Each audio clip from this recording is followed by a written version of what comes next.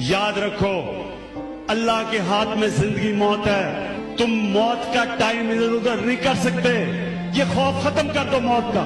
मैं सच्चा हूं, मैं सच के लिए खड़ा हूंगा, मैं सच के लिए जान दे दूंगा, मुझे कोई नहीं सच से हटा सकता।